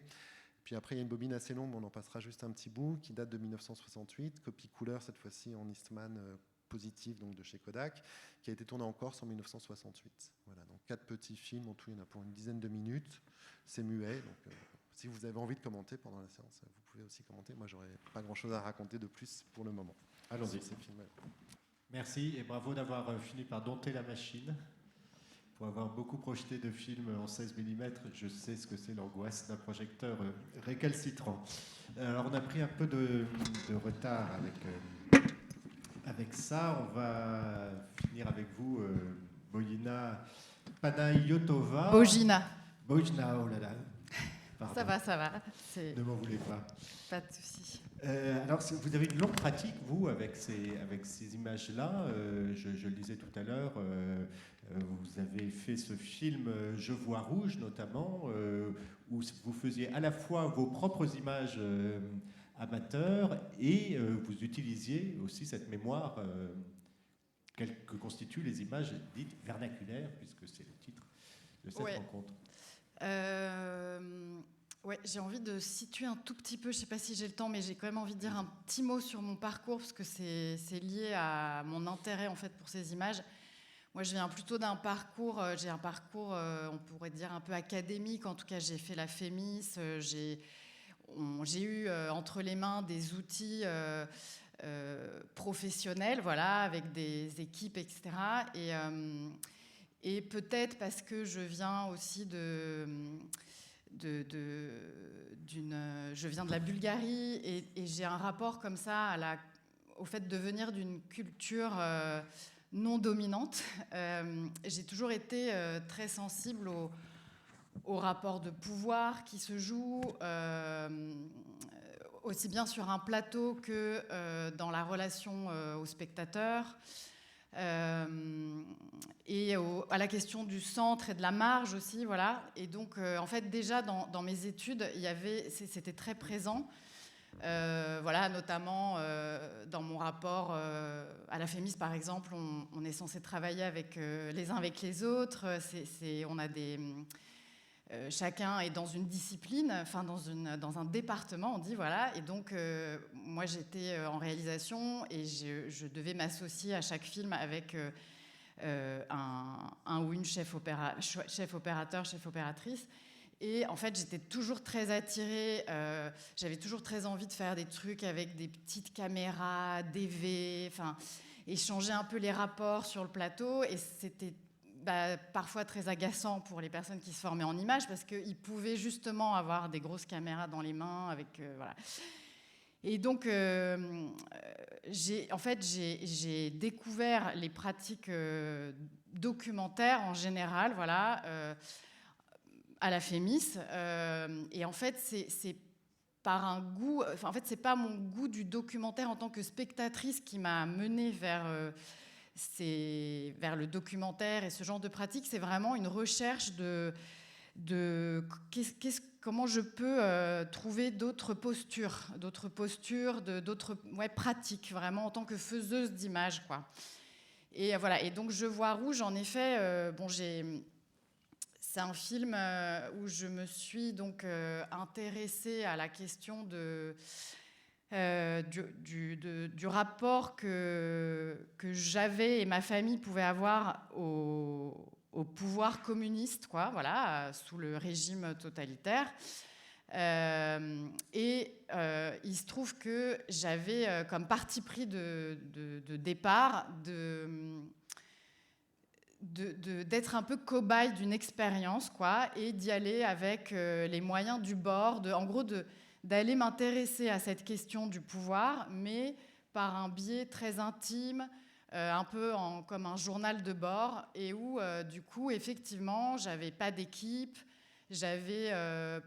même mon rapport aux machines, en fait, était dans un rapport comme ça, un peu de bricole, de gadgets, voilà. Et en fait, ce qui est particulier, c'est que du coup, en fait, le film est construit au présent de l'action d'une enquête que je fais comme ça. On voit un peu les coulisses de cette bricole avec ma famille et des images.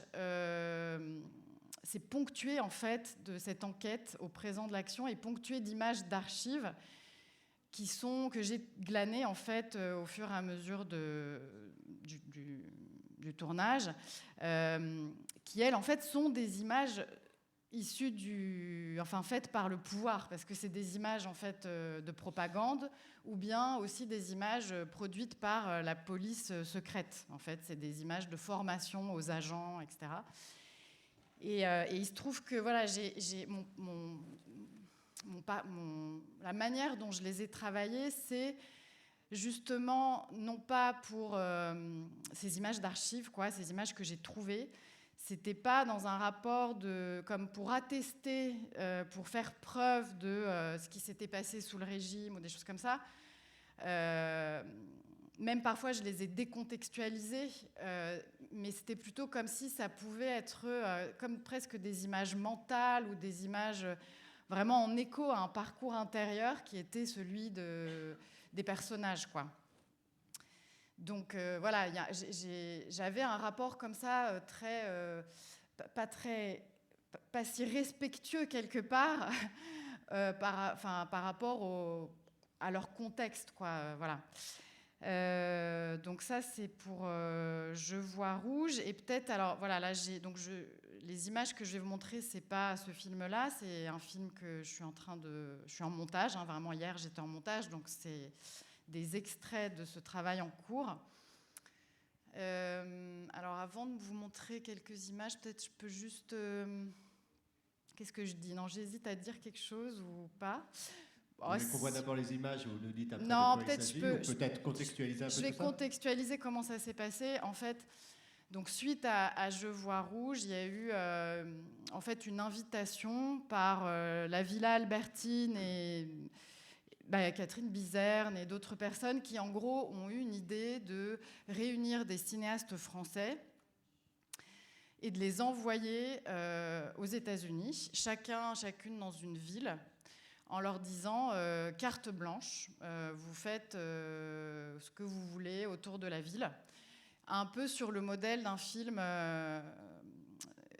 qui s'appelle Paris vu par, où on avait donné comme ça un peu de pellicule, pas beaucoup, hein, voilà, c'est un peu aussi comme ça, avec les moyens du bord, à des cinéastes de la Nouvelle Vague. Donc voilà, là... quand on m'a proposé ça, la ville était choisie, donc je ne l'avais pas choisie, c'était Washington. Mais avec cette idée déjà je pense que le fantasme projeté sur moi, c'était tu vas aller parler du pouvoir, justement. Voilà, Washington, c'est le pouvoir, le central, enfin une représentation de ça. Et tu vas le faire... avec les moyens du bord, quoi, à ta façon un peu homemade, comme ça. Et il se trouve que, en fait, bon, j'avais en tête, c'est vrai, il y avait quelque chose qui était déjà là, comme désir par rapport à Washington. C'est un pur hasard, hein. Mais je m'étais intéressée donc à une action qui avait eu lieu dans les années 80 autour du Pentagone. Donc en effet, le Pentagone pouvait bien représenter ce lieu du pouvoir. Mais voilà, en fait, l'idée, c'était de faire une résidence film. Enfin bon, en gros, on était envoyés avec un peu de moyens et on passait un temps dans notre ville et on revenait avec un film. Bon, c'était ça le... Et moi, en fait, j'ai vraiment senti très vite, c'était vraiment un truc viscéral, hein, c'est pas très réfléchi, que je pouvais pas faire vraiment d'image aux États-Unis. C'était ce côté, justement, y aller en mode pirate, avec ma caméra, comme j'avais pu le faire en Bulgarie. J'avais fait beaucoup ça en Bulgarie, à aller m'approprier tout un tas de trucs, voilà, de façon un peu transgressive. Là, je sais pas, peut-être parce que ça a généré de la peur, hein, j'ai vraiment quelque chose de cet ordre-là, mais aussi une peur, enfin, il y a quelque chose de l'ordre de... Voilà, les États-Unis, le cinéma vient des États-Unis, quoi. Je sais pas, il y a tellement d'images qui viennent des États-Unis. J'ai pas pu m'imaginer, voilà, prendre une caméra et me balader autour du Pentagone. C'était pas ça. Voilà. Et puis il y a peut-être aussi autre chose, c'est que j'avais passé donc des années avec Je vois rouge à tout filmer tout le temps, à être dans un rapport comme ça un peu d'archivage de ma propre vie, quoi.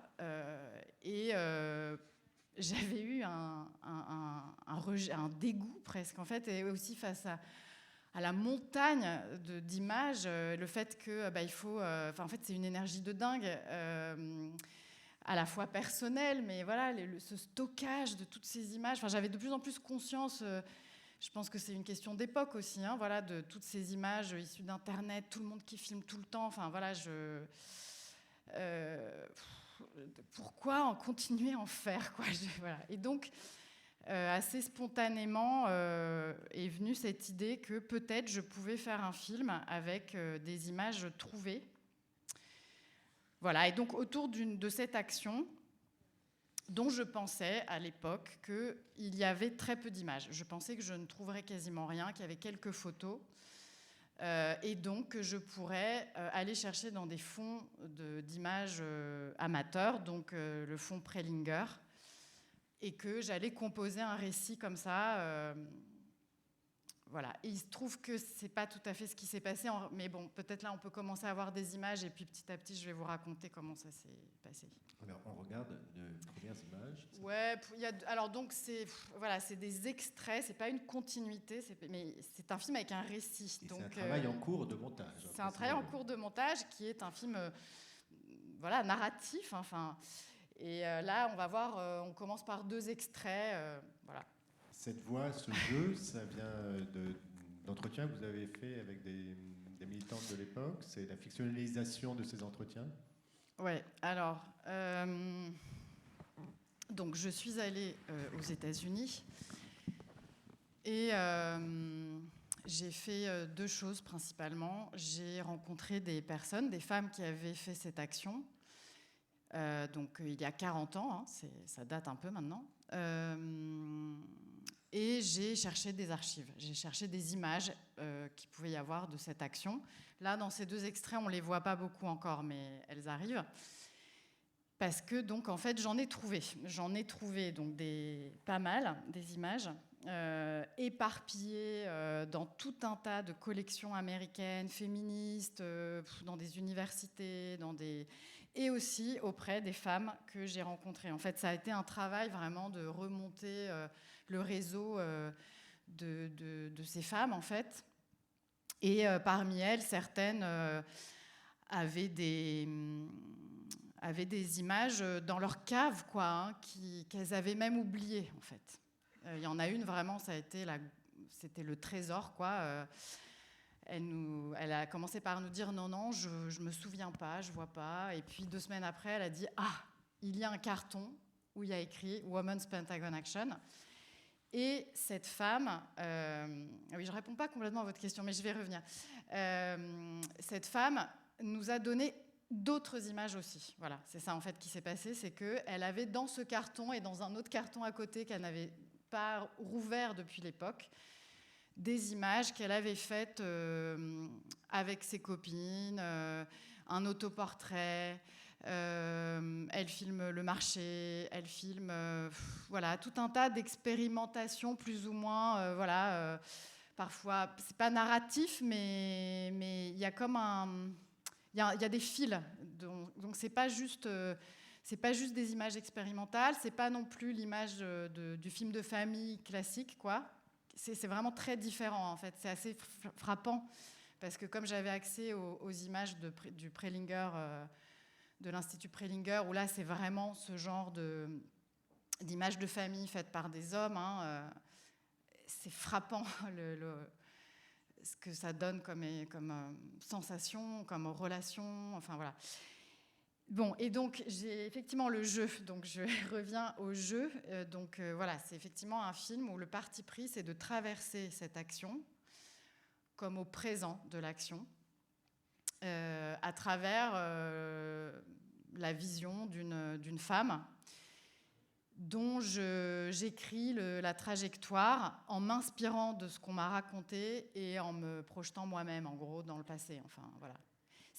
En fait, je pense qu'il y a un truc à dire là-dessus sur mon rapport à ces images du passé, c'est que je suis, si vous voulez, je cherche pas à être fidèle, à reconstituer comme une sorte d'essence du passé qui serait ça, avec un récit, à retrouver un récit qui serait je sais pas moi, un récit établi de cette action. C'est vraiment, je pars avec une énigme qui est qu'est-ce que c'était en fait de faire ça,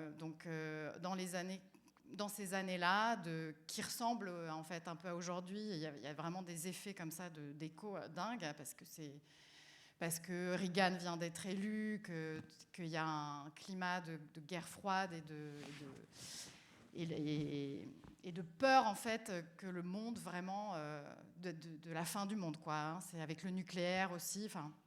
Et voilà. Et qu'est-ce que c'est que ces femmes, donc des milliers de femmes qui viennent un peu de partout des États-Unis et qui décident de faire une action vraiment face au Pentagone, donc on ne peut pas faire plus fort comme représentation, comme symbole, comme ça, du pouvoir patriarcal, et de le faire que entre femmes, et en plus de le faire d'une façon très singulière. Voilà, c'est ça qui m'intéresse, c'est ça la question au fond hein, du film, c'est elles ont une forme, elles choisissent une forme d'action où il y a beaucoup de place à l'émotionnel, à l'intime, au corps.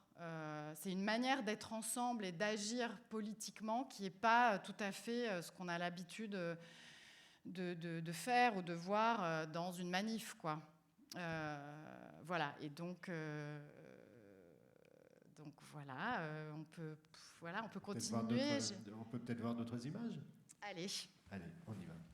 On ne va pas tout montrer peut-être parce que ce travail est en cours et puis on a très envie de voir le film dans son entier. Mais moi j'ai une question plus par rapport à votre utilisation du fond Prelinger. Est-ce que vous y allez en cherchant une image pour votre récit en vous disant là j'aurais besoin de ceci ou de cela, ou est-ce que vous vous plongez dans ce fond et vous laissez ces images presque trouver leur place et provoquer aussi le récit? Alors c'est un peu les deux. Je dirais que je laisse émerger le récit en regardant les images des femmes, plutôt. Donc, je les connais par cœur. J'en ai pas non plus des kilomètres. Hein. J'ai peut-être 1 heure de film, peut-être un petit peu moins, d'images comme ça, on va dire, qui sont pas l'action. Voilà. Il y a l'action. Il y a ces images qu'elles ont faites à côté toutes ces années-là. Donc, celles-là, je les laisse effectivement infuser. Ça fait longtemps hein, que je travaille dessus, donc elles sont très présentes en moi. Et en revanche, les images de l'Institut Prelinger, on m'a donné, Monsieur Prelinger m'a donné accès à un certain nombre d'images. Donc là, j'ai des heures, j'ai beaucoup d'heures. Et je ne peux pas les regarder comme ça, en fait. Enfin, j'y arrive pas. J'ai un grand goût pour les images d'archives, mais il y a quelque chose de... J'ai besoin d'y aller en cherchant, en fait. J'ai besoin d'y aller d'une façon qui n'est pas forcément illustrative. Je ne pars pas dans l'idée, par exemple, la vache. Bon, mettons la vache. Je ne suis pas partie en me disant, tiens, il me faudrait une vache. Je ne sais plus comment je l'ai trouvée. Je pense que en fait, je peux vous dire concrètement, je suis sur ma timeline, en fait, dans mon logiciel de montage. J'ai tout mis dans mon logiciel de montage, donc je les ai toutes. Et je passe à la volée, en fait. Et de temps en temps, parfois par hasard, qu'il se passe quelque chose. Voilà, c'est pas du tout respectueux. Enfin, je veux dire, je sais pas qui les a faites. Je peux aussi dire qu'à certains moments, pour des questions de... Peut-être plus... je ne sais pas si c'est de l'illustration le mot, mais par exemple, il se trouve que dans l'action, quand on avance dans l'action, les femmes se mettent à tisser une toile, comme une toile d'araignée autour des entrées du Pentagone, avec des fils de laine, de couture. Et donc, moi, j'avais envie qu'il y ait aussi quelques images de tissage, en fait, de femmes qui travaillent le fil depuis toujours. Et là, j'ai utilisé l'intelligence artificielle. J'ai découvert ça récemment, qu'on peut, peut-être vous connaissez, on peut demander à l'intelligence artificielle d'aller scanner toutes les images, les heures et les heures, là. Et j'avais mis fil, tissage, voilà. Donc, il n'est pas sorti grand-chose, malheureusement. Mais voilà. Alors, autre question que je me posais, comme vous n'êtes pas la première à travailler sur ce fond, je parlais d'Arnaud Despalières tout à l'heure, est-ce qu'il y a des moments où vous vous interdisez d'utiliser tel plan parce qu'on l'a déjà vu chez Arnaud Despalières, ou au contraire, c'est intéressant qu'un plan dans sa narration ne signifie pas la même chose dans la vôtre? C'est une bonne question. Je travaille avec le même producteur qu'Arnaud Despalières, et donc on a plutôt convenu que je n'utilisais pas les images qu'Arnaud utilise. Donc je crois que je ne les ai pas. C'est lui qui m'a donné accès aux images. Après, c'est une grande source d'inspiration pour moi, bien sûr. C'est ce jeu avec les cartons.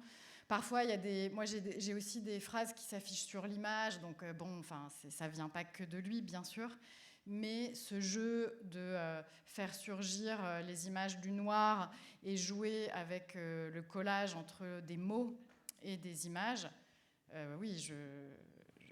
c'est une grande source d'inspiration, ce qu'il a fait. Diane Wellington, par exemple. Mais c'est aussi, pour moi, c'est aussi un geste... il y a quelque chose qui est très lié, en réalité, à la pensée pratique écoféministe. Parce que il y a un rapport comme ça à la fois au fait de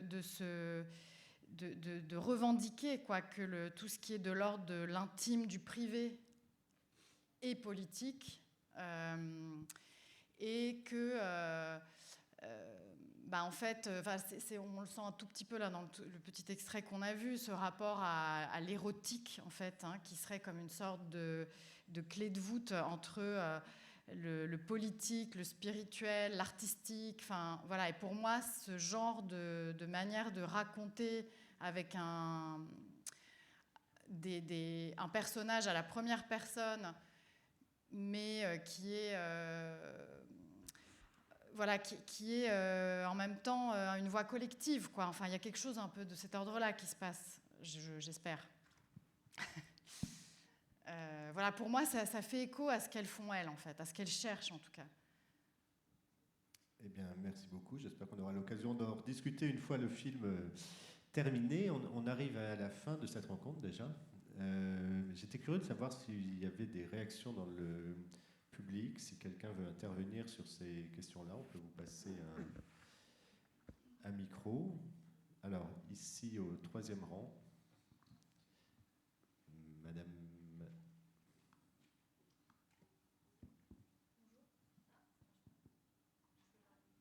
Est-ce qu'on peut ouvrir le micro salle et réessayer? Non.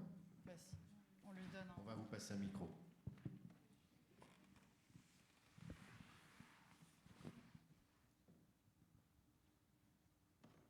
Bonjour. J'étais curieuse d'avoir d'en savoir plus sur votre rapport avec la notion de patrimoine, parce que je vois que le titre du programme, c'est Rendez-vous documentaire de patrimoine. Et moi, j'ai un peu du mal à imaginer ou à articuler, en tout cas, cette notion-là avec la notion d'image vernaculaire, surtout aujourd'hui, où la manière dont on les fabrique dans notre quotidien est très différente de toutes ces images qu'on a vues là qui étaient projetées. Donc je me demande comment est-ce qu'on peut envisager la notion de patrimoine avec celle des images vernaculaires aujourd'hui dans notre rapport à ces images. Ça tombe bien, c'est une des questions que je voulais vous poser. Qu'est-ce qu'on fait des images vernaculaires d'aujourd'hui? Est-ce qu'il y a des gens qui vous déposent des disques durs, des fichiers, des téléphones portables?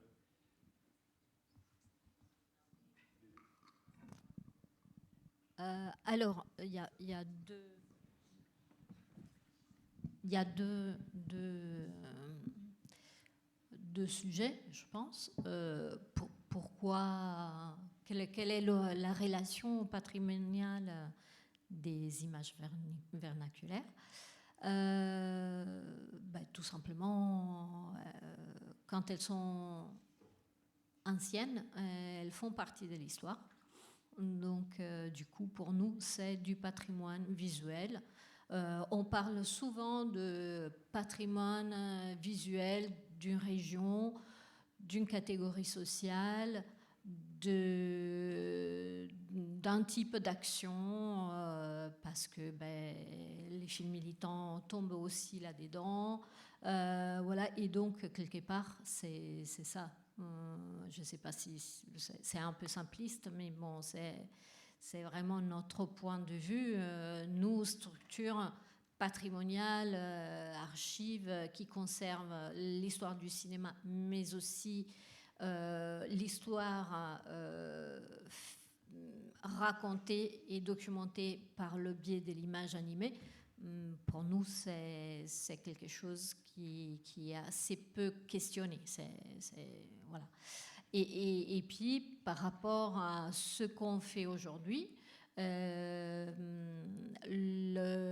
ça serait extrêmement intéressant de recueillir et documenter l'histoire d'aujourd'hui faite par le biais de tous ces moyens très accessibles par tous,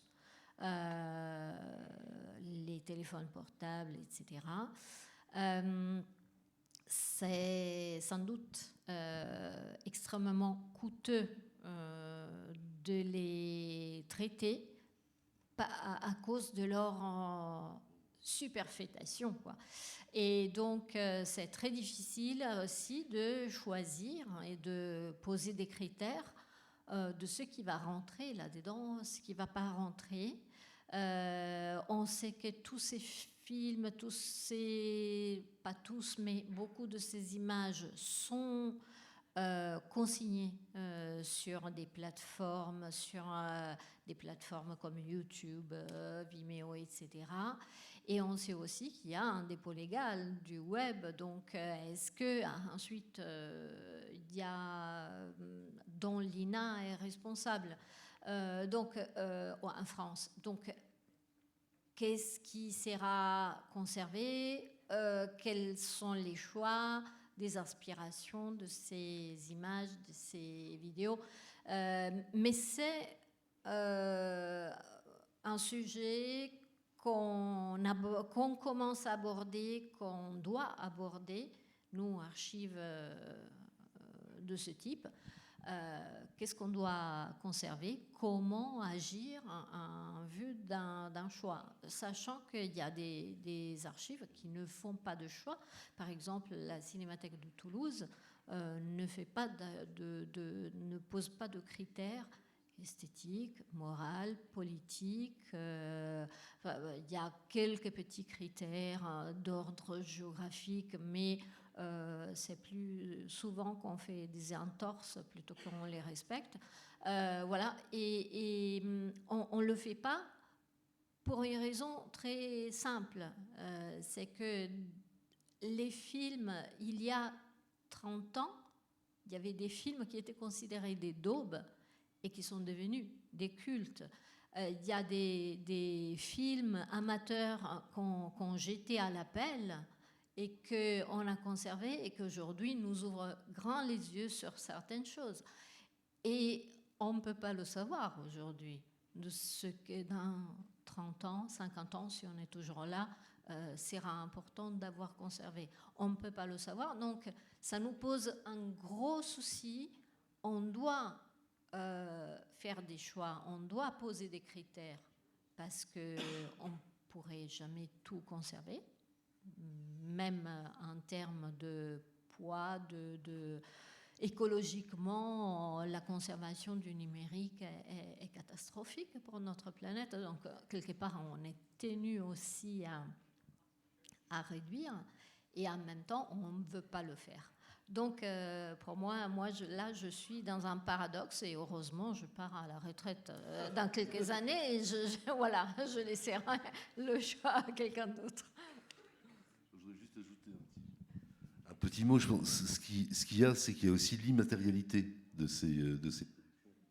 Et de fait, c'est carrément un autre métier à inventer, je crois, pour nous. Et c'est aussi une autre manière de pouvoir régionaliser ou pas, parce que d'un seul coup, le contenu est mondial. Donc il n'a plus du tout la même proximité avec ce que les gens qui nous donnent des subventions ou autres peuvent avoir d'intérêt, quoi.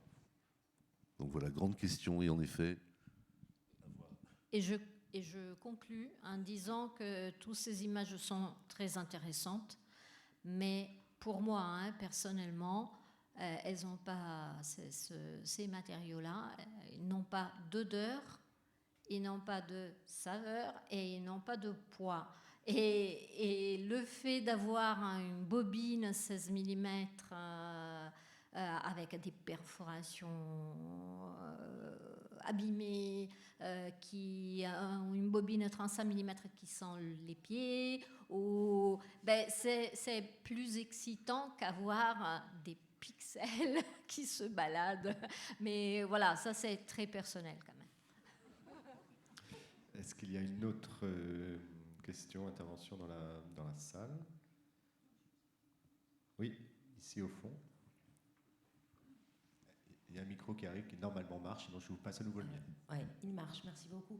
Et juste pour rebondir du coup aussi sur cette question qui vient d'être posée dans le public et à laquelle vous avez répondu. Moi, je travaille pour la Cinémathèque idéale des banlieues du monde, qui a été créée à l'initiative d'Alice Diop, sur comment porter un regard complexe, riche sur les territoires périphériques.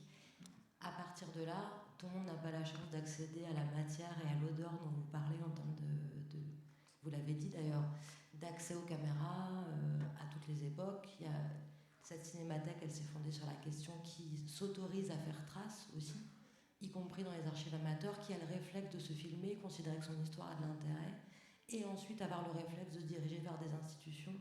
Il y a des collectes, il y a plein de formes, mais donc nous forcément, au-delà des films qui parlent des banlieues pour aller vite et de films produits, aboutis, on est obligé de réfléchir à une notion élargie de patrimoine et donc d'intégrer aussi ces images qu'on pourrait dire elles-mêmes périphériques, secondaires, qui sont des rushs non montés, des journaux intimes, des archives personnelles. Il y en a peu à l'époque de l'argentique, de fait, pour les raisons qu'on a pu dire, et donc ça nous intéresse beaucoup les matériaux contemporains qui ne sont pas toujours avec des contenus mondialisés, qui peuvent être très locaux, justement, avec un intérêt très particulier pour son quartier, parce qu'on vit hors champ et parce qu'il y a aussi une volonté de documenter, d'opposer des images à une représentation dominante. Donc là, on est en train de préserver, numériser le journal de Rachid Jaidani. On parle de 700 heures tournées en mini-DV, puis de téléphone portable. Donc pour répondre à cette question, nous, voilà, dans ces enjeux-là, on est obligé de considérer justement ça comme patrimoine. Et Rachid lui-même s'amuse à dire à ses parents, bah, tu vois, tout ce que j'ai filmé pendant 30 ans, là, en fait, c'est l'histoire française. Voilà, du coup, voilà, c'est pour réagir sur ces questions. Merci. Une réaction ou une autre intervention? Non. Bon, on va rester là. Je trouve que c'est pas mal d'avoir mis ce pont vers l'avenir. Merci beaucoup à tous les quatre d'avoir présenté vos pratiques et de nous avoir partagé ces images. Merci à vous d'être venus.